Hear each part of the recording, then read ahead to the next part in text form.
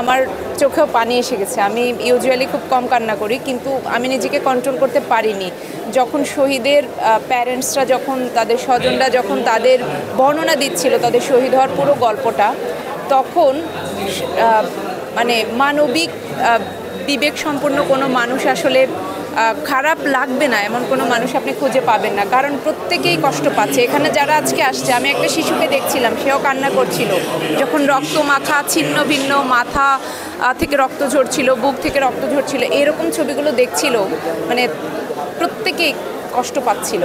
এবং আমরা যে এই যে কষ্ট পাওয়া এবং অভিশাপ দেওয়া, এই যে ফ্যাসিস্টরা সারা জীবন আমাদের অভিশাপের মধ্য দিয়েই তাদের মৃত্যু হবে।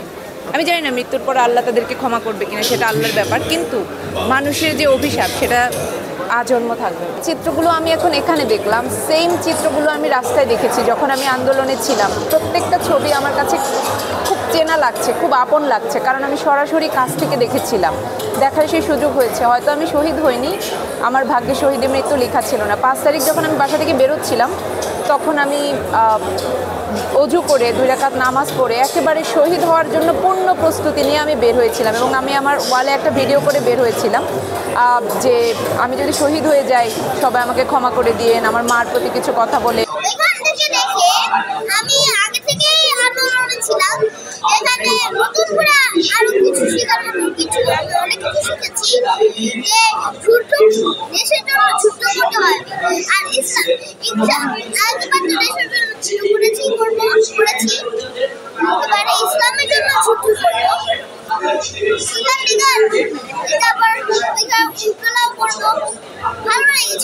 বাংলাদেশের ইতিহাস যতদিন চর্চা করা হবে এবং বাংলাদেশের মানুষ যতদিন তাদের বিপ্লবী চেতনাকে ধরে রাখবে, ততদিন পর্যন্ত আজকের আয়োজনটা স্মরণীয় হয়ে থাকবে এবং মানুষের মনে প্রেরণা হয়ে থাকবে। আমি যদি দেখাতে চাই যে এখানে আয়োজনগুলোতে যে প্রদর্শনীগুলো করা হয়েছে, এখানে আমরা শুরুতেই দেখতে পাচ্ছি এখানে আমাদের আছে সেই পলক কাকা, যিনি বলেছিল আমরা ইন্টারনেট বন্ধ করিনি, বন্ধ হয়ে গেছে। আমাদের এখানে আমরা দেখতে পাচ্ছি সেই তথ্য উপমন্ত্রী আমাদের আরাফাত।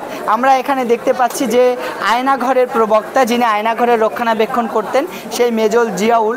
আমরা এখানে দেখতে পাচ্ছি যে আমাদের সেই মিনিস্টার অফ পলায়ন, যিনি বাংলাদেশ থেকে তার সম্মান না নিয়ে তিনি পালিয়ে যেতে বাধ্য হয়েছেন। আমরা এখানে দেখতে পাচ্ছি যে আমাদের স্বরাষ্ট্রমন্ত্রী। আমরা এখানে দেখতে পাচ্ছি যে ভণ্ড দরবেশ।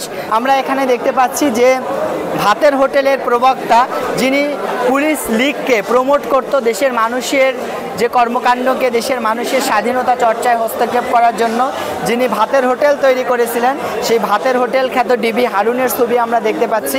আমরা এখানে দেখতে পাচ্ছি নিষিদ্ধ সন্ত্রাসী ছাত্র সংগঠন ছাত্রলীগের সেই সভাপতি সাদ্দামের আমরা কার্টুন দেখতে পাচ্ছি। আমরা এখানে দেখতে পাচ্ছি আমাদের বিশ্বজিৎ দাদার ছবি, যিনি একজন হিন্দু লোক ছিল এবং শাঁখারি বাজারের ওখানে তিনি একজন টেইলার্সের দোকানে কর্মচারী হিসেবে নিয়োজিত ছিল, কিন্তু জগন্নাথ বিশ্ববিদ্যালয়ের সেই নিষ্ঠুর নির্মম পাশবিক সেই সন্ত্রাসী ছাত্রলীগ তাকে ছাত্র শিবির ভেবে কুপিয়ে দিবালোকে দিনের আলোতে হত্যা করেছিল। সেই বিশ্বজিৎ দাদার হত্যার সেই নির্মম চিত্র আমরা দেখতে পাচ্ছি। আমাদের এখানে রয়েছে আমাদের বুয়েটের মেধাবী শিক্ষার্থী আবরার ফাহাদের সেই শহীদ হওয়ার চিত্র আমরা দেখতে পাচ্ছি। আমরা তো একটা ট্র্যাজেডির মধ্যে দিয়ে গিয়েছি, এখন হচ্ছে আমরা নিজেদের মত প্রকাশ করতে পারছি। এই যে আগের কথা চিন্তা করলে আমরা তেমন মানে খোলাভাবে এগুলো দেখতে পারতাম না, বা হচ্ছে কি এক্সিট দিত না এরকম খোলামেলাভাবে যে নিজের মত প্রকাশ করতে পারছি। লাইক হচ্ছে যে ডিক্টেটর সরকারের নিয়ে দেখলাম আমরা, এখন আমরা সেলিব্রেট করতে পারতেছি, লাইক ভালো লাগতেছে, নিজের মত প্রকাশ করতে পারতেছি, নিজে দেখতে পারতেছি, এনজয় করতে পারতেছি। জেনজিদের ভাষায় যে দেখতে পাচ্ছেন যে যে আর্টগুলা, যে প্রতিকৃতিগুলা, এগুলো তো অবশ্যই জেনজিদের ইয়ার ভিতরে বসতে হবে।